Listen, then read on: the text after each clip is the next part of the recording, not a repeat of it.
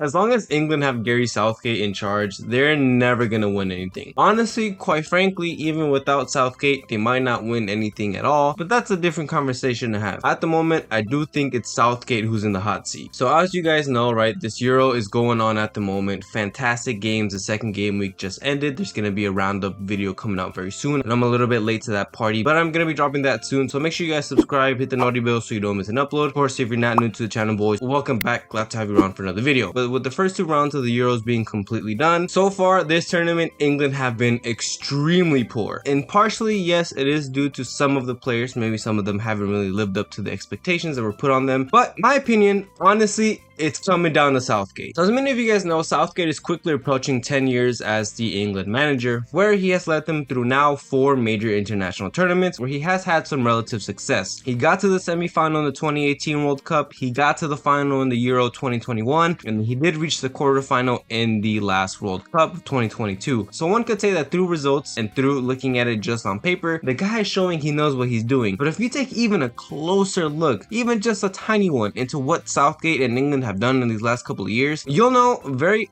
often this guy's getting bailed out by his major players. They've really been saving this guy's job for the last handful of years. So real quick, before we get into what England have been doing at this Euro, I really quickly wanted to touch on their last 3 major competitions. So in the 2018 World Cup, where they actually reached the semi-final, they had a pretty decent group stage. They beat Tunisia, which they were expected to. They absolutely slapped Panama, which again, they were expected to do so. But then once they came up against their first major challenge in Belgium, things fell apart. They lost 1-0, meaning they would finish second in the group. Theoretically, that's supposed to make their knockout stage run a little bit harder, right? That's what you would think would happen. Well, as a result of everything else that happened in the World Cup, they had a pretty favorable run to the final. The round of 16 saw them barely get past a very fired up Colombia side only in penalties. They then beat Sweden in the quarterfinals 2-0, which all things considered, they should have beat them, and they did, so job done there. However, again, they met a good opponent and they absolutely crumbled again. In the semi-final, they would play Croatia, where in extra time, they would lose 2-1. Of course, there was many headlines on this game because it was the first time England had made a deep run in the World Cup in a while, and you had some opportunities which in an alternate universe, if they had gone right, maybe England is making the final of this World Cup. But of course, they ended up losing. They then lost their 3rd place game, so they technically finished 4th. So they really bottled the opportunity to make history and make headlines with this tournament. However, right, like I said, on paper, they made the semifinals, so you could say Gareth Southgate's first major tournament with England, relative success. We then look at Euro 2020. So Southgate's had a couple more years with the squad. Players are getting better. The team that he had in 2018 was relatively young, so you have even better versions of the guys who took you to a semi-final. So what's he gonna do this time around? Group stage again, pretty straightforward. 2 wins and a draw. He did what he had to do, right? They beat Croatia, making up for the demons in the past. They drew against Scotland, which was pretty disappointing, and then they beat the then Czech Republic 1-0. So they got to the knockout stages, again doing what they had to do. However, to the keen eye, you would see that England was struggling to score goals in this group stage game. They only scored 2 goals. Granted, they didn't concede any thanks to Harry Maguire, but the guys cannot score. And one of the major reasons for that is because Southgate loves to defend. Why? When he has all that attacking talent at his disposal, who knows? But they couldn't score goals. So come the knockout stages, round of 16, they have to play against Germany, who they would end up beating 2-0. So to many English fans, right, this was a huge stepping stone. They beat Germany. However, a lot of people fail to remember that this was a struggling German side that was heavily in a transition period. But ultimately, right, they did what they had to do. Quarterfinals, a little bit of a Mickey Mouse roundup, but you have to play whoever's in front of you. Have to play Ukraine, who they absolutely spanked 4-0. Semifinals, a Denmark team takes them into extra time, where England narrowly beat them 2-1. Again, the first time they play an opponent who shows them even a little bit of a challenge, and they almost crumble. But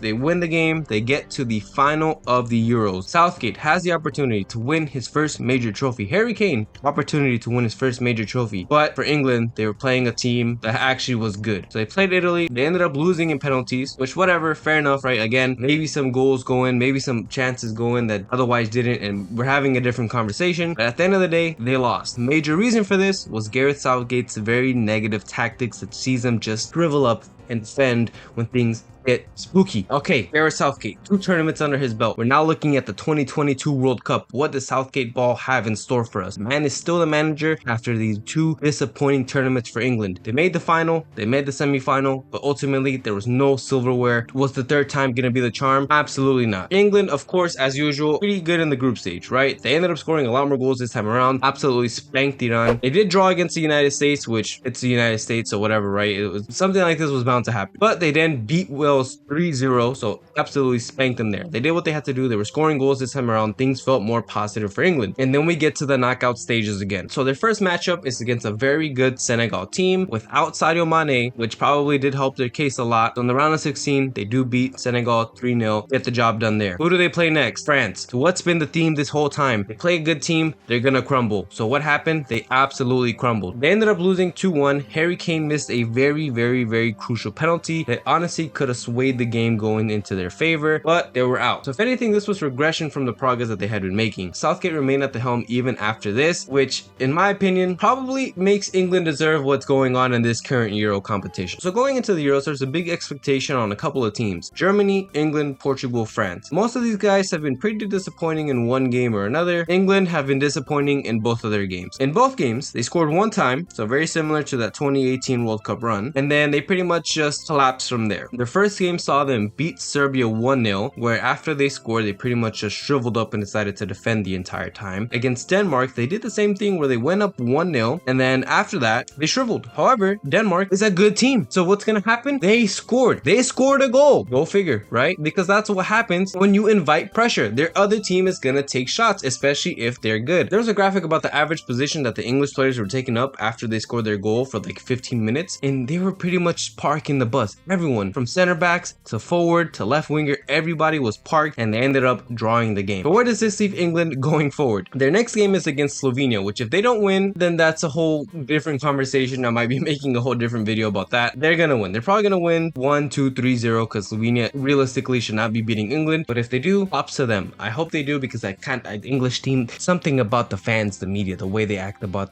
it's just whatever, you know. But they're probably gonna go through. They're probably gonna get to the group stages. Probably gonna win their first matchup because it's gonna be a Mickey Mouse run a little bit, round of 16. And then I think once they play their good first team, they're just gonna collapse. I think Southgate ball has been trending very negatively. If you look at some of the performances from these teams, right? He's playing Trent in midfield, even though he has Kobe Mainoo and Warden on the bench. The guy's talking about Calvin Phillips in Big 2024 for whatever reason. So at this point, he deserves whatever he gets in this competition going forward. But I think as long as England have Southgate as the manager, things are not gonna go well for them. Who they get to replace him, who knows? They have so much talent at their disposal. But as long as this guy is running the helm, as someone who doesn't really like the English national team, whatever. But those English fans I know have a good amount of English viewers. You guys deserve better. But you guys can let me know what you think in the comments down below. How far do you think England's gonna get in this run? I still have them predicted to make maybe quarter or semifinals, but time will tell. They could end up winning the whole thing. You guys can let me know in the comments down below. Peace.